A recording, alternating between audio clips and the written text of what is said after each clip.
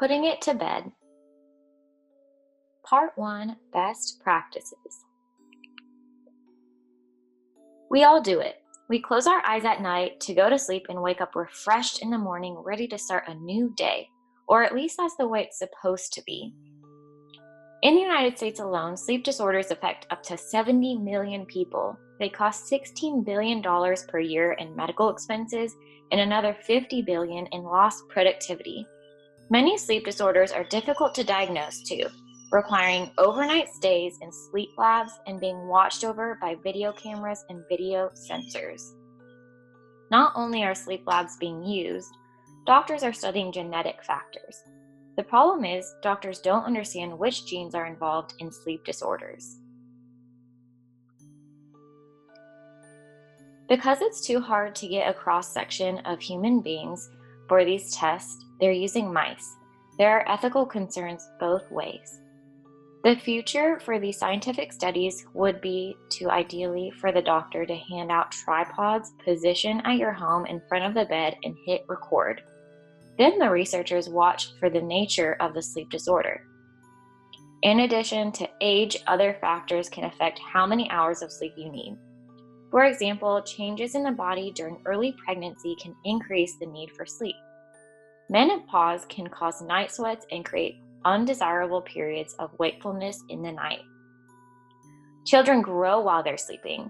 They have a tendency to sleep deeply. Adults benefit from human growth hormone during the first period of deep sleep. Deep sleep is the type of sleep that middle-aged and older adults could use the most of.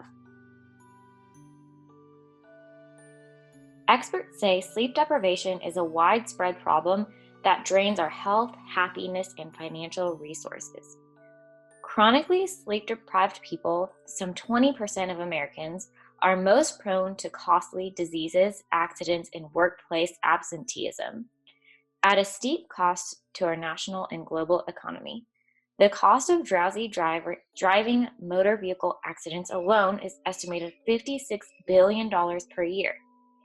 Shift workers, healthcare workers, long-haul truck drivers, military operators, and other jobs with demanding hours are at higher risk for sleep deprivation and the problems it causes. Over time, chronic sleep deprivation can cause a wide range of health ailments, including increased risk of type 2 diabetes, increased levels of stress hormones, high risk of cardiovascular disease, raised levels of inflammation, excessive daytime sleepiness, anxiety, memory problems, weight gain, and increased sensitivity to pain. Sleep deprivation also impairs cognitive functioning, decision-making, and reaction times, which is why sleep deprivation increases the risk for vehicle accidents. Sleep deprivation is also believed to hasten the effects of aging and reduce the skin's ability to heal. Because sleep deprivation impacts levels of leptin, a hormone that controls hunger, people who don't sleep enough may crave more calories and carbohydrates. Some people complain gastrointestinal upset, like nausea and heartburn, or increased or decreased appetite during periods of sleep deprivation. In the past few weeks, you've learned that sleep disturbance can be caused by many factors. What's more troublesome is that it becomes a vicious cycle, creating more issues, less sleep, and even more illnesses. By making simple and sometimes not so simple lifestyle changes, your patterns will begin to change, and you may end up seeing improvement in all areas of your life just from one good night's sleep. Part 2, Best Practices.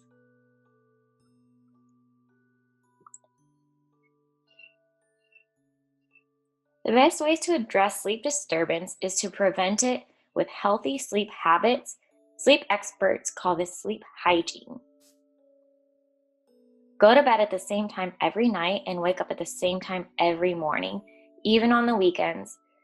Research shows that you fall asleep easier and stay asleep longer with a routine sleep. Try to relax before you go to bed. Avoid stress and arguments before bedtime. Exercise daily. One increment of time that is dedicated to vigorous workouts helps you sleep better. Light exercise is better than no exercise. Also, sleep in cool temperatures. Keep the bedroom quiet. Use noise blocking techniques. Use earplugs if you need to. Block the light from entering through windows or doors. Blackout drapery and shades are the best. Use eye shades if necessary. Leave work, television, and mobile electronics out of the bedroom, especially at night. Avoid large, heavy meals within 3 hours of bedtime. Avoid caffeine within 8 hours of bedtime, and avoid alcohol altogether. Some medications can make it harder to sleep, which can cause or worsen sleep deprivation. Talk to your doctor about medications that may interfere with sleep, including some antidepressants, stimulants, and decongestants. Sleep on a comfortable, supportive bed, and if it's over 10 years old, it's time to think about replacing it. Keep your sleep area clean and free from allergens and clutter. Congratulations! You've completed the sleep program. It's important to continue to work with your sleep coach to establish and maintain your habits and sustain your results.